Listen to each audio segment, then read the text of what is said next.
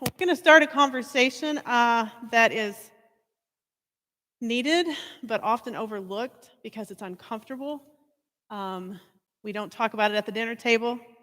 We don't usually sit in our churches and speak on it. Um, we don't like it. It's icky, you know. It's kind of gross. Um, so we're going to dive into depression and suicide and learn kind of the symptoms, what to look for, the differences, how it corresponds with substance abuse, and ultimately into suicide, so that we can learn that for ourselves, but also to help others around us. But first, introduction. Hi, I'm Mandy. I work for Living Well Counseling. We are a ministry of Arkansas Baptist Children and Family Ministry. I have been at Living Well almost 2 years. And I love it there. Before Living Well, I worked for Community Mental Health. I initially started at an element where I worked for Community Mental Health, but my office was inside of an elementary school, if that tells you how deep and wide all of this goes.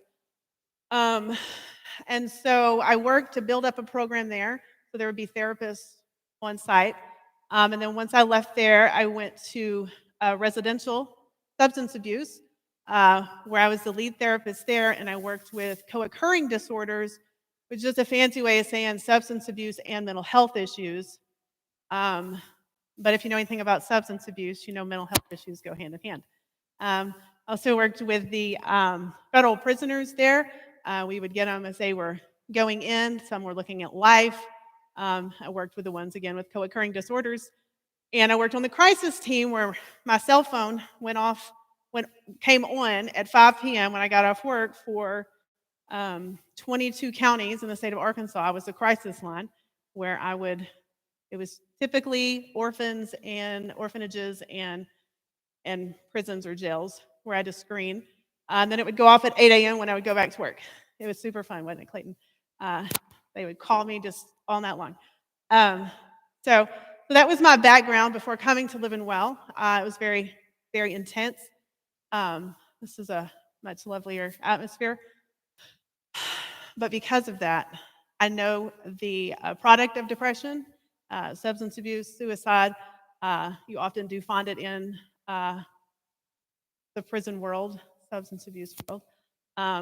People often say, how did you get into this? You know, it's so dark. I like to say God gave it to me from birth. I was born into it.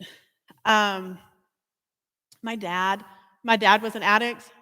He had mental health issues. My grandfather died from addiction, mental health issues. I buried my dad 9 years ago on his birthday. Mental health issues and substance abuse. Fast forward that, a year and a half ago, my brother overdosed, buried him. I'm 48. I buried him when he was 47. So I've just always known it.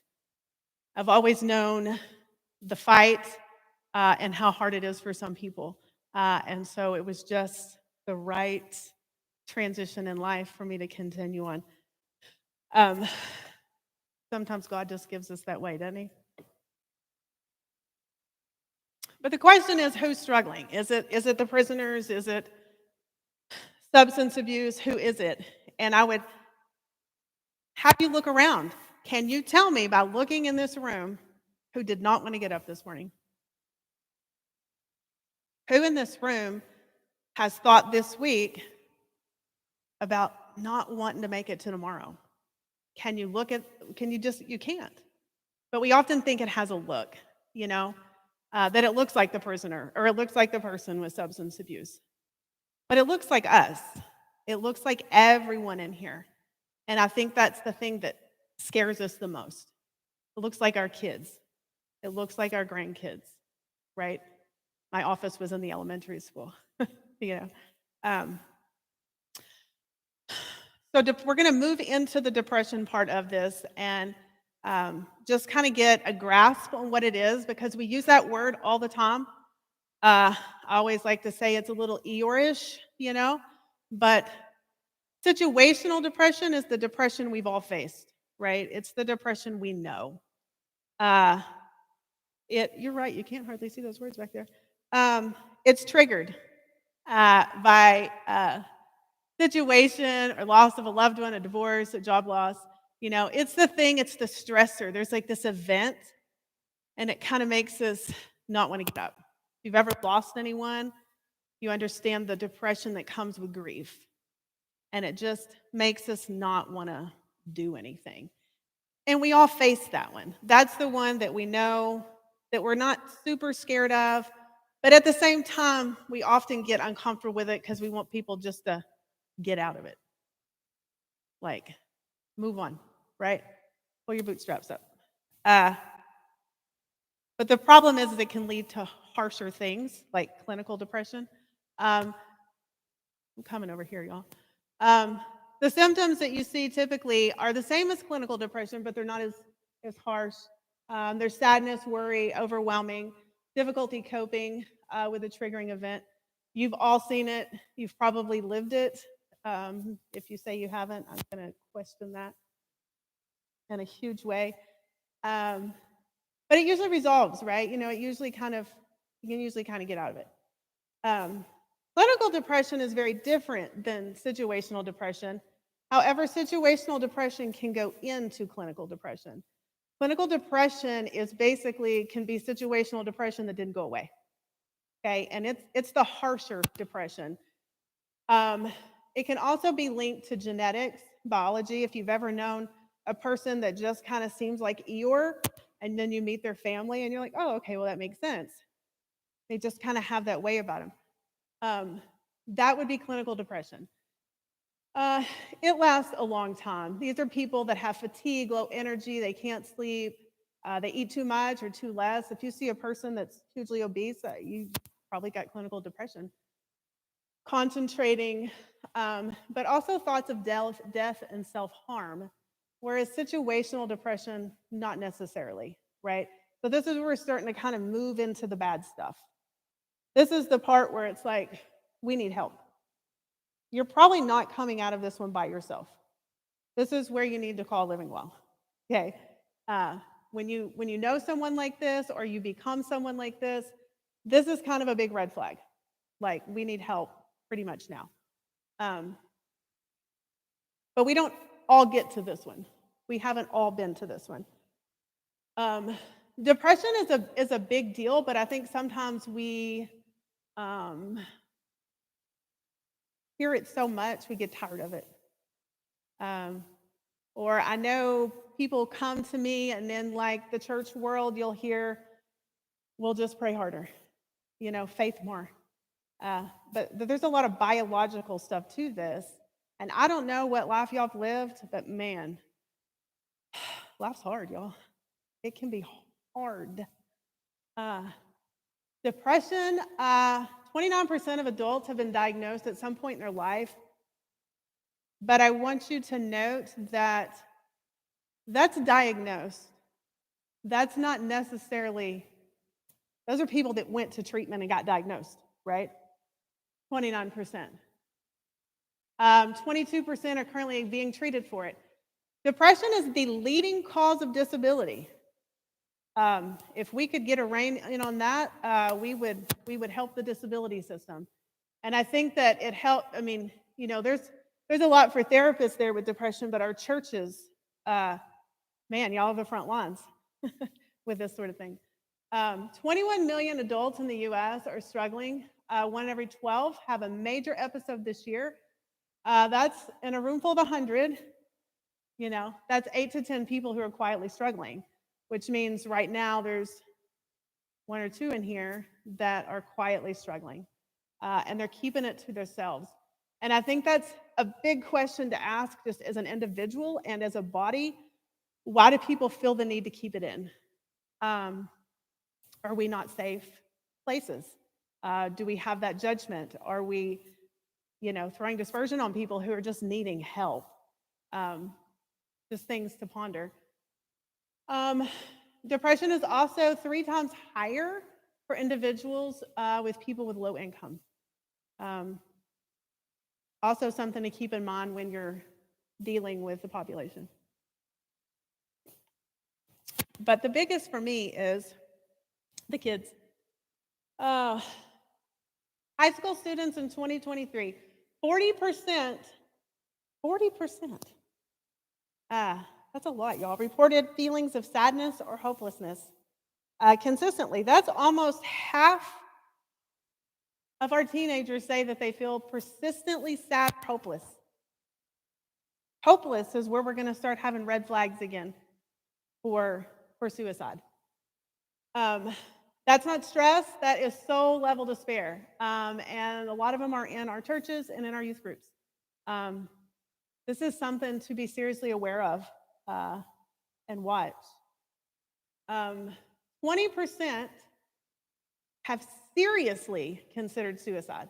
And by seriously, that means they've made a plan. They've said, Thursday, I'm going to hang myself in my closet.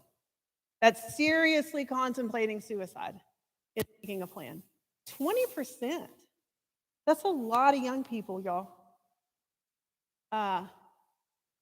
1 in 5 teens that's have considered in their life.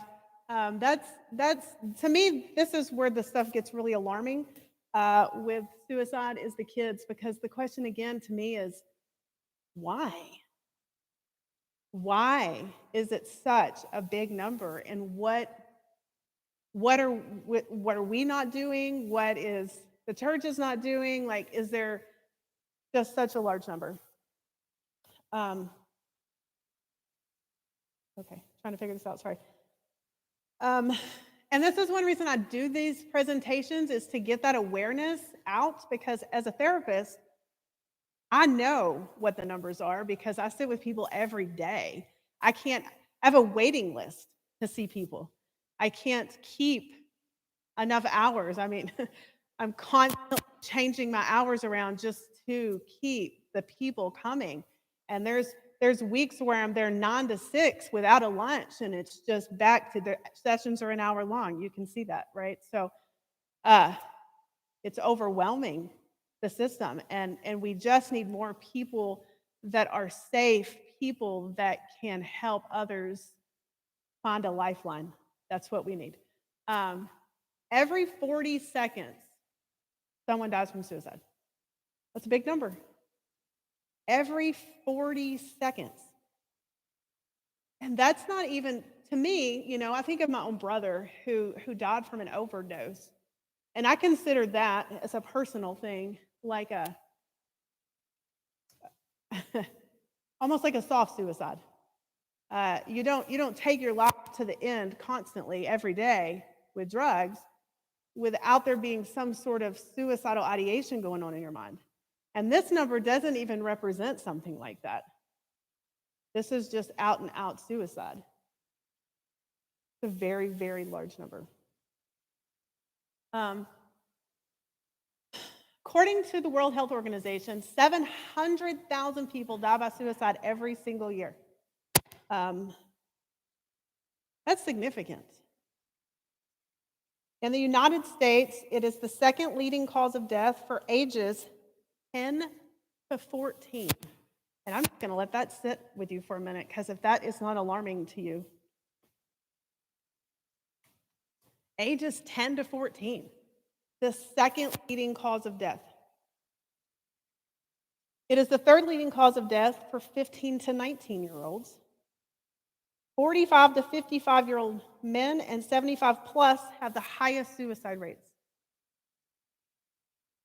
Back to the kids for me again, though. Wow. That is a large number. I've looked into statistics on pastors, and there is not an exact number, but there is a trajectory going up of suicides among pastors, and they say it's contributing from the occupational stress, isolation, and the stigma around mental health in religious settings, which again is why I do this, to try to take away this stigma that this is normal and this is life. And until we start bringing these conversations to the dinner table, it's isolating, and that's when people commit suicide. Um, Women attempt suicide more often than men, but men die at a higher rate. That's kind of women often take pills and then they may get help. Someone may save them. Men use lethal means. When they do it, they do it. Um, Therefore, they die at a higher rate, but women do it more often. More than 90%, the risk of suicide is 3 times higher for those with substance abuse. And 90% of people who die by suicide have depression, substance abuse, or both. So all of those are huge red flags. Obviously, male, that's a red flag. Ages 10 to, I want to say 19, red flag.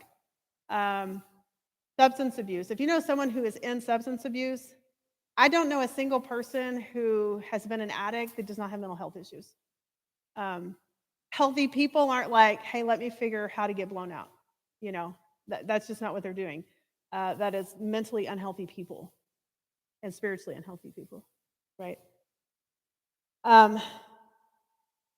There are some factors and warning signs for suicide. Obviously, depression, anxiety, but also bipolar disorder. It's a mental health diagnosis. That's a big factor in suicide. Substance abuse, high factor. The trauma history.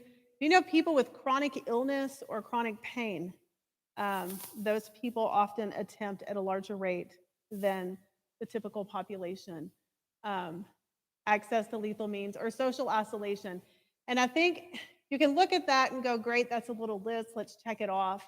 But I think where that can help us as just people is we know people like this, right? We know people with chronic pain, chronic illness. We know people who live in social isolation. We know people who've had bad trauma abuse histories. These are the people that need extra attention. These people need for you to reach out.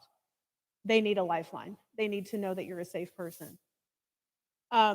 Warning signs for the suicide is talking about feeling hopeless, helpless, talking about death, withdrawing from friends or family, back to the isolation, sudden mood changes or calmness after depression, which is kind of a big one. If you know someone who's been in like clinical depression and they have not been showering, they have not been leaving their house, they have not been going to work, they've not been doing any of those things, and then all of a sudden, the very next day you see them, they're showered, they're calm, they're resolved. They've made a decision, is what that typically means. Calmness right after that storm is a red flag. Obviously, giving away your possessions or saying goodbye is a huge red flag. These are warning signs just for our own knowledge, because sometimes when you're not in the mental health world and you see someone depressed and all of a sudden they are fantastic, you think to yourself, well, fantastic. You know, you don't see it as a red flag.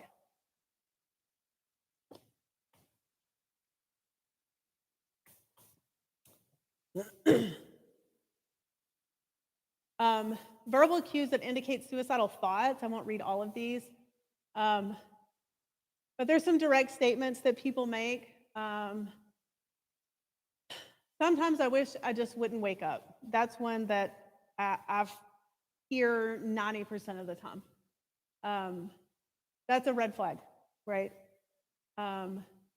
Indirect or passive statements. I'm just tired of being here. I think everyone would be better off without me. Everybody's probably heard that one. I just want some peace. I don't think I can keep going. What's the point of living? Chronic ill people, I feel like a burden. Elderly people, I feel like a burden. These are red flags that people are already starting to contemplate. How would I be better off just not being here? Right?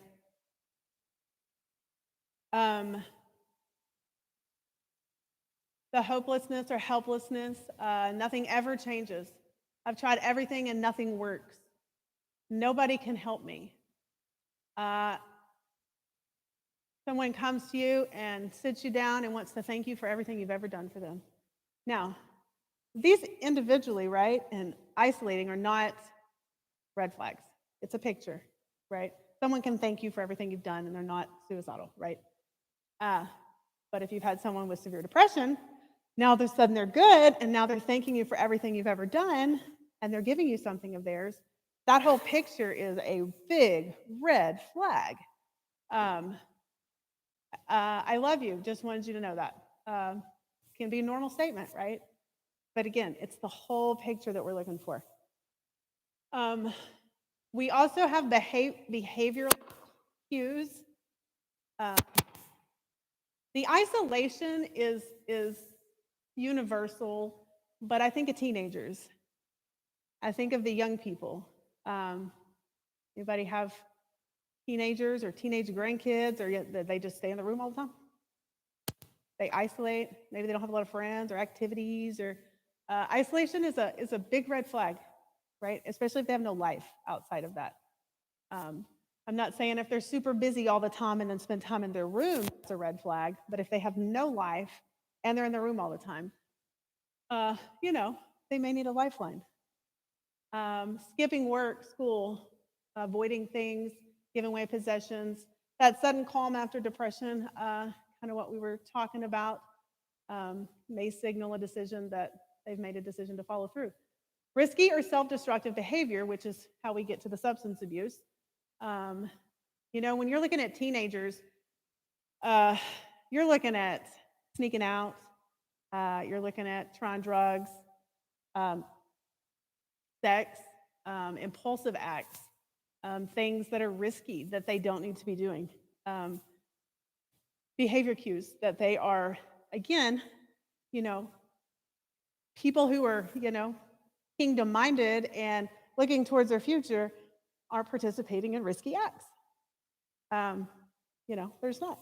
So again, these don't confirm suicidal intent, but they're red flags for you to look at with compassion and for follow-up, because they're signs. A change in a routine. If they stop eating, they stop sleeping. They're sleeping all the time. If they're eating all the time, they lose a bunch of weight. If they gain a bunch of weight, these are flags of depression. Neglecting personal hygiene or appearance. If all of a sudden, little Matthew starts coming over and he stinks, and he's not washing his hair, and his clothes have stains on them, and he's never done that before. One time is a time, but regularly is a pattern, right? These are the things you want to look at. Preoccupation with death. Reading or writing about death or suicide. Anytime I'm dealing with teenagers particularly, but sometimes younger kids, if they see you as a safe person and you don't want to ask certain things because you're uncomfortable with it, you can say, can I see what you've been drawing? Can I see your journal? Because they often draw what they can't say.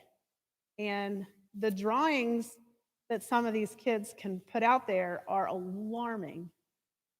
And they will give you a good insight into their mind. Sudden improvement. That one keeps coming up, and it's kind of subjective, but it's a big one. Reaching out to people to make amends, getting closure, making final things on Facebook. These are just things to watch out for, to maybe reach out to a person.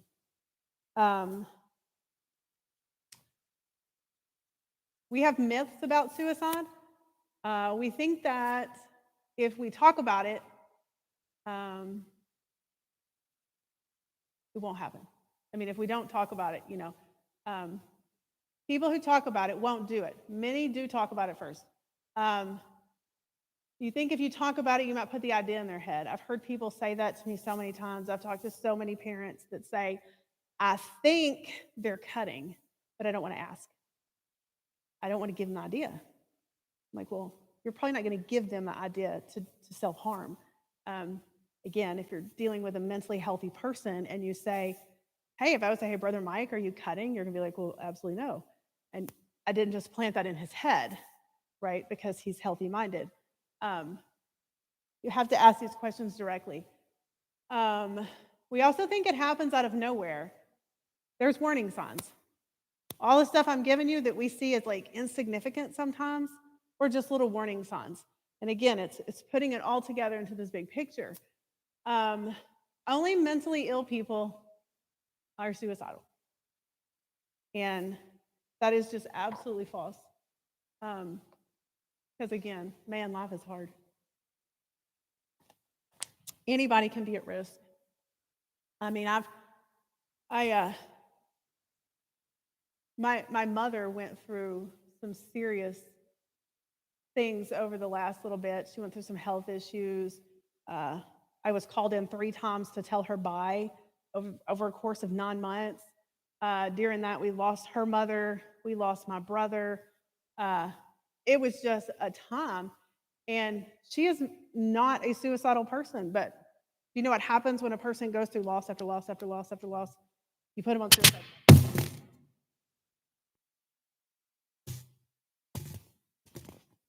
You put them on suicide watch. Um, they're better, so they're safe. Again, sudden calm is a red flag.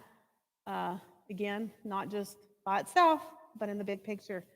It's a really good time to reach out to somebody who all of a sudden is just better. Maybe kind of dig in that a little bit to see if they're better. You know, um, in churches, I do this in churches because the amount of people that I sit with that feel unsafe to talk to the people in their churches, well, 9 to 6, Monday through Thursday. And that's a hard one to say because people get offended at that one, but it's just the reality of it's just reality. People have a hard time sometimes because you get buck up, just change. And that's just not reality. And, there's just people in the Bible wept. They were sad. This is just part of life. So depression is often not a moral failing, right? It's not because someone's not praying enough or reading their Bible enough or trusting God enough. It is an emotional, mental, and physical state that's caused by a mixture of biological, psychological, spiritual, and situational factors. It is an onion. It is just an onion. You don't have one bad day and all of a sudden you're depressed or suicidal. You don't. It's a culmination of things that cause these things, and people just need a safe place. You can love Jesus and you can have a chemical imbalance. You can feel emotionally overwhelmed. You can struggle with grief, burnout, trauma. You can feel hopeless even when you know the truth of hope. I don't know if you've ever been there, but I know hope, but I felt hopeless. I don't know how that works. I can't even explain that to you. And I have a degree in how this all comes together, a few of them, and I can't even begin to explain that to you. But I've been hopeless, but I've known hope. I know Jesus, you know. Trying to get through this in a timely fashion.